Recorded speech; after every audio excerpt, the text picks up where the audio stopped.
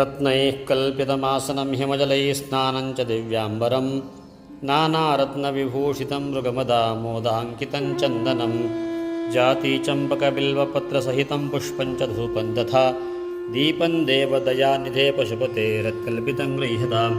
सौवर्णे मणिखण्डरत्नरचिते पात्रे घृतं पायसं भक्ष्यं पञ्चविधं पयोदधीतं ब्रह्माफलं पानकं शाकानामयितं जलं रुचिकरं कर्पूरखण्डोद्वरं ताम्बूलं मनसा मया विरचितं भक्त्या प्रभो स्वीकुरु छत्रं चामरयोर्युगं व्यजनकं चादर्शकं निर्मलं वीणाभेरिमृदङ्गकाहलकलागीतं च नृत्यं तथा साष्टाङ्गं प्रणतिस्तुतिर्बहुविधा ह्येतत्समस्तं मया सङ्कल्पेन समर्पितं तव विभो पूजां गृहाण प्रभो आत्मात्मं गिरिजामतिः सहचराः प्राणाः शरीरं गृहं पूजा ते विषयोपभोगरचना निद्रा समाधिस्थितिः सञ्चारः पदयो प्रदक्षिणविधिस्तोत्राणि सर्वागिरो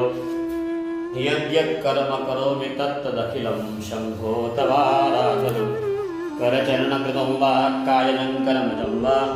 श्रवणनयनजं वा मानसं वापराधं विहितमविहितं वा सर्वमेतत् क्षमस्व जय जय करुणाब्धे